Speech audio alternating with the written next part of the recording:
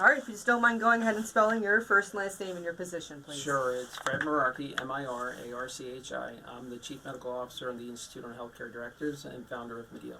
Okay, perfect. So a lot going on every single day, different change-ups, by the hour, even by the minute. We're here today to just ask you a few questions about what's going on. My first question is, obviously New York City and the state of New York is having a lot of cases of coronavirus, some being overwhelming. With the lack of masks and people to help out. Go ahead and talk about if that were, God forbid, for something like that to happen in Erie, how that would change. How are we getting ready and approaching for something like that? Sure. So in essence, just like they're doing in New York City, when it's a disaster like that, you end up starting to take on decisions and triaging decisions very similar to what happens in wartime and in natural disasters, like hurricanes and tornadoes and so on. So essentially you start looking at different triage policies and how to basically stage people as far as who needs treatment now versus who needs life-saving treatment and so on. And it's not a fun process. I mean, as you can see what's happened in New York, it's a pretty ethically challenging place right now. And then speaking of ethically challenging, go ahead and talk about some of those ethical questions that healthcare officials are now getting, or, figuring out what to say and do as this keeps approaching people. Yeah, so it really comes down to what's called advanced care planning in these ethical questions. And as you can see in the news today, everybody's talking about ventilators and not having enough ventilators and who needs a ventilator and so on. So in situations like that and in bigger cities like that, it's really important because they're going to have such a large population and large influx of patients all at one point in time that may need those kind of ventilators. So oftentimes you won't have enough ventilators and people have to then make decisions on who gets a ventilator. Most importantly, we tell people to do living wills and create advanced care plans in our own Medio product and so on. And you want to have a say in your care because there will be a time that hospitals are so restricted that you can't even get in the hospital with your loved one or family member to even help make those decisions. So they're going to go off of whatever documentation they have.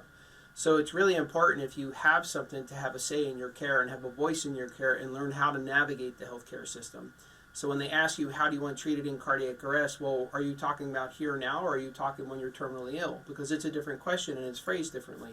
Most people will want aggressive care and treatment when they're critically ill, but when they go into cardiac arrest, may not want that treatment, especially if they're COVID positive. I can say that people in cardiac arrest who are COVID positive don't have survival. In regard to ventilators and the growing capacity of trying to make them, how do you guys come to an ethical decision in regards to who gets to have one and who doesn't at the end of the day? So first and foremost, it starts with the patient, and it starts if they're able to give some say in their condition, right? Because we don't want to keep end-of-life care patients alive who are ready and comfortable to die naturally. The other things that come into play are if you have any documents. If you have a video, it's pretty seamless in that it can speak for you.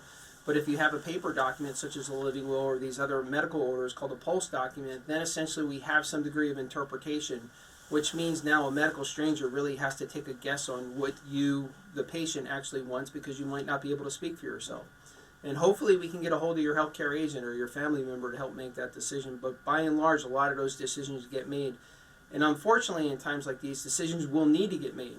And it's really important for families to have these kind of conversations now and essentially talk about care and treatment when critically ill or going into cardiac arrest.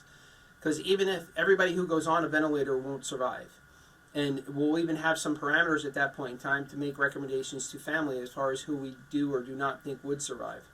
And in regards to the healthcare facilities and systems, how are healthcare facilities supporting nurses and doctors to prepare for this in regards to taking care of themselves? What are the procedures that they're doing? So every institution is different, I can say that. And some are more proactive, some are more reactive, but they're all doing something is the important thing.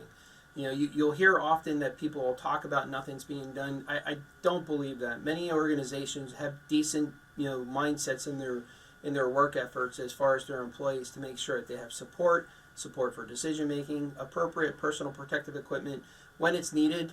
Everyone thinks they need personal protective equipment at every point in time in their care or in the care that they're involved in work. That's not a true statement. There are people that's in the early phases who may need personal protective equipment, others may not. At some point in time in the community, when it's more widespread, you'll come to find that just about everybody will be in personal protective equipment. Now, again, that's vastly different according to the different institutions that you may be in. And students that are currently studying nursing or in med school, do you think that this whole pandemic is affecting their decision in a positive or a negative way? I know people in the younger generation, obviously they're thinking differently, and I mean, just from your aspect, what are your thoughts on that? So you would hope it doesn't, right? You'd hope people who want to be doctors still become doctors, and you hope that people who want to be nurses still become nurses.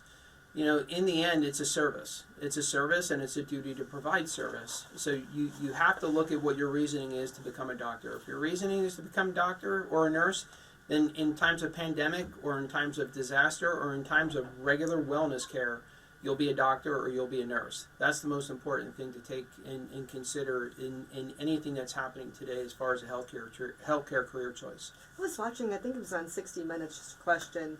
I thought it was really interesting how they had the med students actually who were graduating in May and June starting to work now, which is kind of amazing that they're getting this firsthand and even quicker.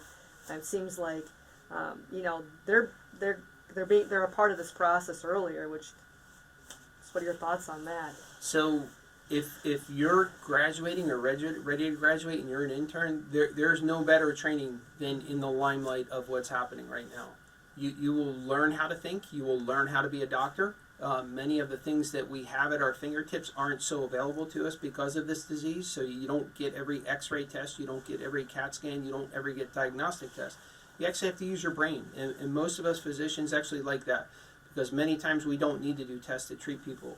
So for people coming out of medical school right now, or who are interns or residents right now in training, they're going to get firsthand knowledge, and knowledge that they may never experience again for 100 years as far as how to take care of patients.